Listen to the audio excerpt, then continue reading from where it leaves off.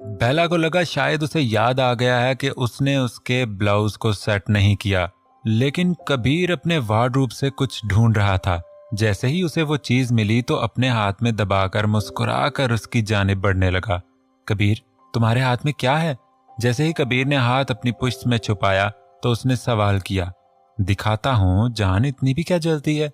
कबीर ने उसके पास आकर कंधों से थाम कर दोबारा बिठाकर कहा, चलो अपना हाथ आगे करो।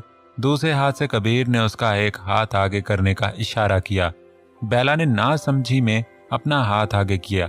कबीर ने दूसरे हाथ में पकड़े नेल कटर से उसके हाथ के नाखून काटना शुरू किए। कबीर, ये था तुम्हारे हाथ में? मेरे नाखून क्यों काट रहे हो? भला मुझे याद करवा देते, मैं खुद ही कट कर लेती। तुम भी ना।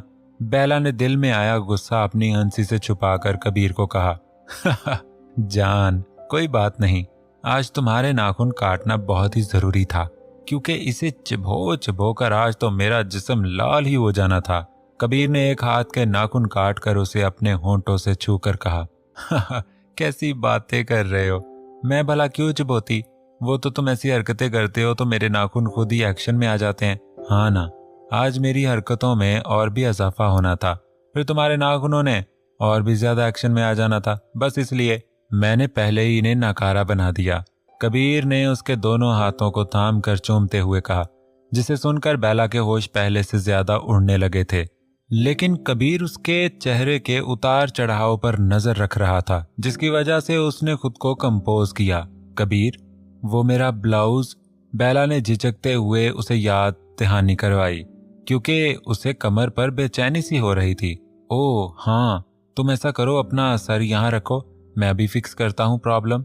कबीर ने अपनी गोद बनाकर बेला को उस पर सर रखने को कहा। बेला ने अपना सर कबीर की गोद में रख दिया। Good, now turn around. Kabir ने उसे उल्टा होने का कहा। बेला चुपचाप कबीर की बात मानते हुए मुड़ गई और उसके ब्लाउज में से कमर अब सीधा कबीर के सामने थी। कबीर ने दोनों हाथों से उसके ब्लाउज को कमर से हटा दिया। कबीर, तुमने फिक्स करनी है प्रॉब्लम, ना कि अनफिक्स। बेला ने शर्माने की एक्टिंग करके कबीर से कहा। डियर, मेरे छूने से तुम्हें प्रॉब्लम है क्या? कबीर ने उसके बालों को कंधों से हटाकर कहा। नहीं नहीं, बिल्कुल नहीं, मैं तो बस इरादा जानना चाहती थी। कबीर, आज की रात तो तुम्हारे नाम है। बेला ने आंखें बंद करके बामुश्किल ये लफ्ज कहे। तो फिर मुझे इजाजत है जो मैं कर रहा हूँ। कबीर ने उसकी गर्दन को अपने एक हाथ से छूते हुए कहा, जिसे महसूस करके बेला के जिस्म में एक अजीब सी लहर दौड़ गई। बस बेला इतना ही कह पाई थी। कबीर अब आहिस्ता आहिस्ता अपने हाथ से उसकी गर्दन को महसूस कर रहा था। उसके हाथों की गर्दिश से बेला को अपने जिस्म पर सनसनाहट सी महसूस हो रही थी। वो अब आहिस्ता आहिस्ता उसकी कमर तक अपने हाथ गर्दिश करने लगा और थोड़ा थोड़ा दबाने लगा। बेला ने अपना चेहरा कबीर की गोद में छुपा लिया। उसके चेहरे की तपश कबीर को अपने जिस्म पर महसूस हो रही थी। कबीर उसको उठाकर उसकी कमर को अपनी गोद पर ले आया। अब बेला का सर और उसकी टांगें बेड पर थीं, लेकिन उसकी कमर कबीर की गोद में थी। परी, मेरी जान, तुम रिलैक्स तो हो ना? देखो, अगर तुम्हें अच्छा नहीं लग रहा मेरा तुम्हें छूना, तो मैं तुम्हें फोर्स बिल्कुल नहीं करूंगा, बता दो। कबीर ने बेला के बाल सहलाते हुए उसे जज करते हुए कहा। नहीं कबीर, बल्कि मुझे इतना सुकून पहले कभी भी नहीं मिला। आप शौहर हैं और मैं आपको आपका हक देती हूँ। इतनी बड़ी बात बेला कह गई और उसे पता भी नहीं चला। कबीर ने फौरन अपना तपता चेहरा बेला की कमर पर रख दिया। जैसे ही बेला को कबीर के चेहरे का लम्स अपनी कमर पर महसूस हुआ तो उसने फौरन अपनी मुट्ठी से चादर को दबोच लिया। कबीर अब उसकी कमर पे जा बजा अपने होंठों का लम्स छोड़ने लगा। उसके सुलगते होंठों से जैसे बेला की कमर झुलस रही थी। बेला की सांसें पूरे कमरे पर फैलती जा रही थीं। कबीर की शिद्दत के साथ साथ बेला की सांसें और भी तेज होती जाती। जैसे जैसे कबीर उसकी कमर से नीचे बढ़ रहा था, बेला की दिल की धड़कनों में इंतशार बर्पा हो रहा था। कबीर अपने होंठों की मदद से अपनी पूरी शिद्दत उस पर निछावर कर रहा था। बेला की कमर पर जब कोई जगह कबीर के लम्स से महरूम नहीं रही तो कबीर ने उसके ब्लाउज को दोबारा कमर पे डाला और उसकी हुक और डोरी बांधकर बेला का रुख अपनी जानिब किया। बेला का चेहरा पसीने और शर्म की लाली से सुर्ख हो चुका था और आंखें तो उसने कबीर की तरफ चेहरा करने के बाद और भी अच्छी तरह भींच ली थीं। उफ बेला, थोड़ा सा मुस्कुराओ, नहीं तो कबीर के दिल में शक की उम्मीद दोबारा फूट जाएगी। उसने अपने दिल में सोचा और फिर शर्माने के साथ अपने दोनों हाथ चेहरे पर रख दिए। So sweet. पता है, तुमसे शादी से पहले मैं बस यही सोचता था कि मुझे मेरी तरह की बोल्ड सी लड़की चाहिए, लेकिन शर्मीली बीवी का तो अपना ही मजा है। उसके साथ ही कबीर अपनी उंगलियां उसके पेट पर चलाने लगा, जिससे बेला को गुदगुदी सी होने लगी। नहीं बेला, अगर तुम हंसी तो ना जाने ये कबीर क्या समझेगा कि रोमांटिक डिनर को मजाक बना दिया। कंट्रोल कर कंट्रोल, बेला ने दिल में सोचा और कबीर की उंगलियों की चाल को महसूस करने लगी। आज की रात कबीर ने भी उसका इम्तिहान अच्छी तरह लेने की ठानी हुई थी, लेकिन बेला भी ज़हीन लड़की थी। कबीर ने आहिस्ता आहिस्ता अपनी उंगली उसके ब्लाउज के अंदर टच की, जिससे बेला की अचानक सांसें थमने लगी थीं। जब उसकी पूरी उंगली बेला के ब्लाउज के अंदर चली गई तो वो उसके ब्लाउज के किनारे पर फेरने लगा। ब्लाउज की फिटिंग की वजह से बने निशान अब कबीर को अपनी उंगली पर महसूस हो रहे थे, और बेला को जब उस निशान पर कबीर की उंगली का लम्स महसूस हुआ तो सुकून सा उसके चेहरे पर छाने लगा था, जिसका अंदाजा कबीर को भी बखूबी हो रहा था। कबीर ने दोनों हाथों से उसके ब्लाउज को थोड़ा ऊपर किया तो उसकी वो जगह बिल्कुल लाल थी। यहाँ ब्लाउज फिट था। कबीर ने झुककर अपने होठ उन जगह पर रखने शुरू कर दिए और एक हाथ उसके पेट पर फेरने लगा था। बेला ने उसकी ताब न लाते हुए कबीर के बालों को अपने हाथ में थाम लिया। उसके जेल से सेट करदा बाल अब मुंतशिर से हो चुके थे। थोड़ी देर बाद कबीर ने अपना चेहरा दोबारा ऊपर उठाया और एक हाथ बेला के सर के नीचे रखकर उसका चेहरा अपने सामने कर लिया। कबीर के चेहरे पर हर तरह के रंग बिखरे हुए थे, जो कि उसके जुनून का मुंह बोलता सबूत थे। बेला उसके नक्श नक्श को गौर से देख रही थी। उसकी आंखों में जुनून की आग थी, जिसमें वो चाह कर भी ज्यादा देर न देख सकी। लेकिन कबीर तो उसके चेहरे को दोनों हाथों से थामकर महव उसे ही तक रहा था। बेला ने फौरन ही उसके सीने में अपना चेहरा छुपा लिया। कबीर प्लीज, मुझे शर्म आ रही है। उसे एक ही तरीका नजर आया था जिस पर उसने अमल किया। यही शर्म तो आज मिटानी है मुझे बेला। बेला देखो, शौहर हूं मैं तुम्हारा, कब तक मैं ही पहल करूंगा? कभी तुम भी तो अपने होने का मुझे एहसास दिलाओ। कबीर ने उसके सर को अपने हाथ से थपकते हुए कहा। कबीर, वो पहले खाना है, मुझे भूख लगी है। बेला ने बहाना बनाना चाहा। पक्का? उसके बाद तुम्हारी बारी होगी मुझे हक देने की। अब मैं भी तो देखूं सिर्फ हक देने की बात करती हो या कुछ करके भी दिखाती हो। कबीर ने उसके सर पर हाथ रखकर मुस्कुराते हुए बात की, गोया बेला को उसी की बात में फंसा दिया। बेला का दिल किया कि इस रूम से भाग जाए, लेकिन सिर्फ आज इम्तिहान की आखिरी रात थी। प्रॉमिस। कबीर पहले पेट पूजा फिर काम पूजा।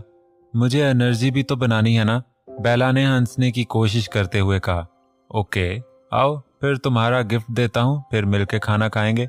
बेला फौरन उसकी गोद से उतर गई और इस पर दिल से शुक्र किया।